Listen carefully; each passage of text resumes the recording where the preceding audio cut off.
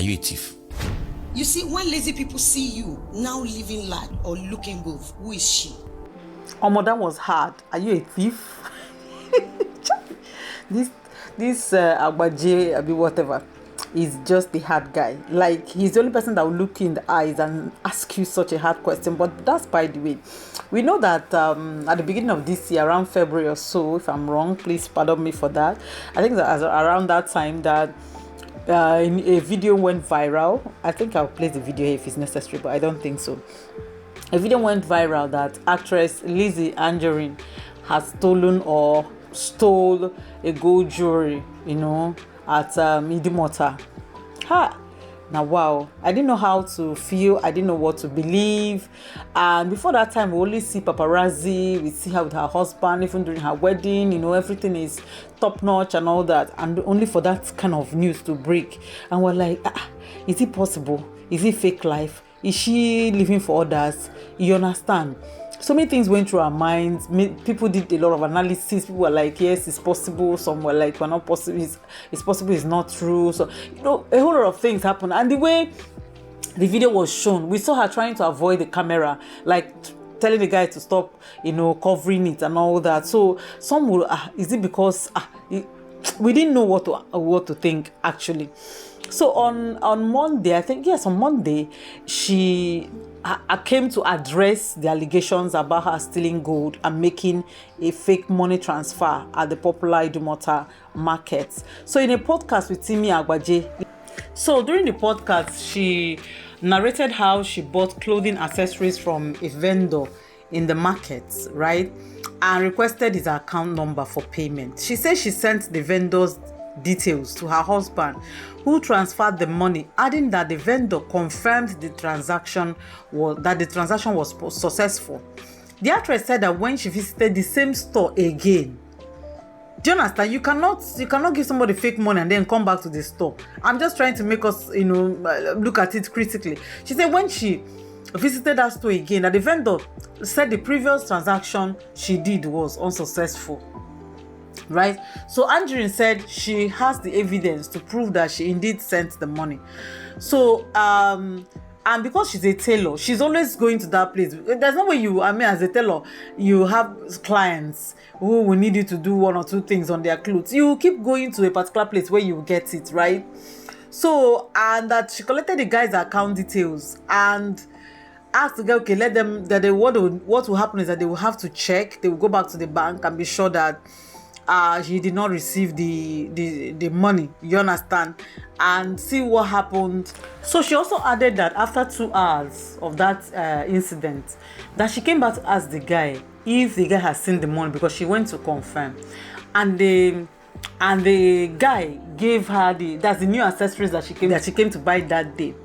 So she also bought things from other shops in front of the guy's shop. Do you understand? So she said when she was asking the guy did as if he wasn't hearing what she was saying. I mean, it's possible the guy did not give any response. Either he was unhappy about the whole stuff or something. Not how business people are.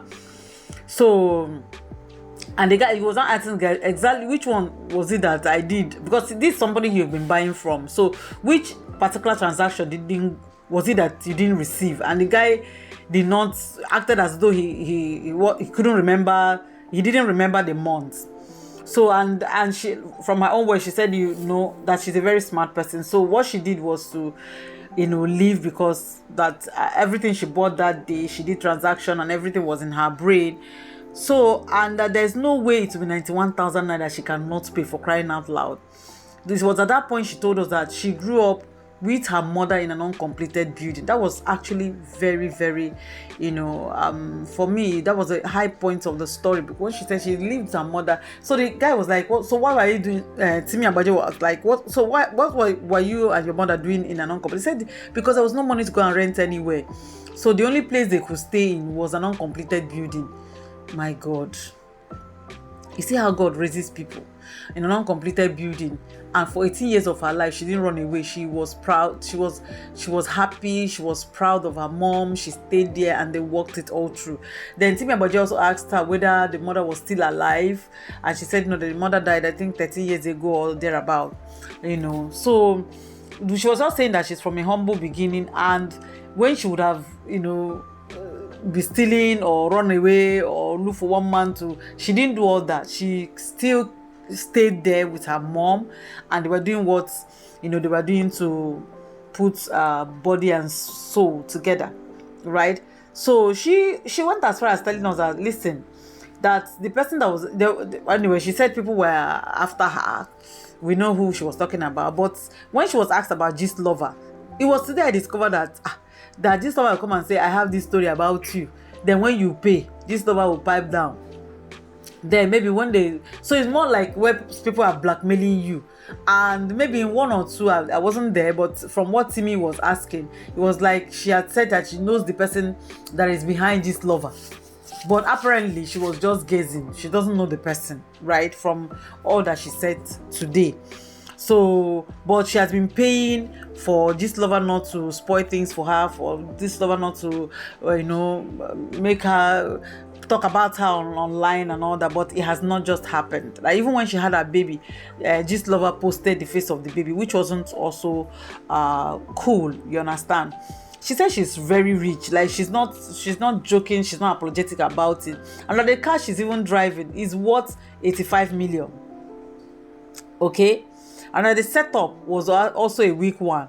So, and that today she has her evidence, she has everything, and that she's happy that at least at the end of the day she was able to talk about what's happened, how it happened, and why she's bold to say, you know what, I've never stolen from anybody. I've worked all through my life to make my money, and and that they should look for another thing to blackmail her with, but stealing, not at all. So let's listen to that, just a short clip, and then we'll come back. And some rightly, are you a thief? You see, when lazy people see you now living large or looking good, who is she?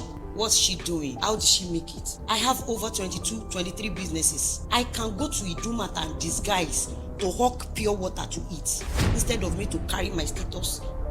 I don't beg around. Go and ask about Lizzy ANJORIN. Among the celebrities that walk around parties, clubs and all that, have you ever met Lizzy ANJORIN? Chief Mrs. Lizzy ANJORIN Lawa, who is the owner of gistlover? Maybe he's your girlfriend. Who knows? But you did a live video one day and you said you knew the owner of gistlover. You even mentioned the name of the person. And you just cut the video for us. You are telling me that if we sweep across social media, we will not find a video of you saying that somebody owns gistlover. Who is gistlover?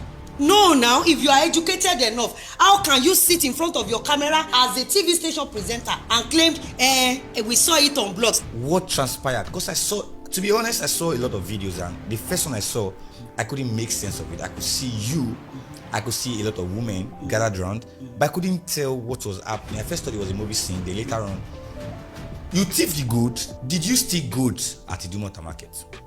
Omo, this interview choke. If you ask me, now who I go ask? No matter where you see, so you have it from mouth. No be me go talk. Bye, guys.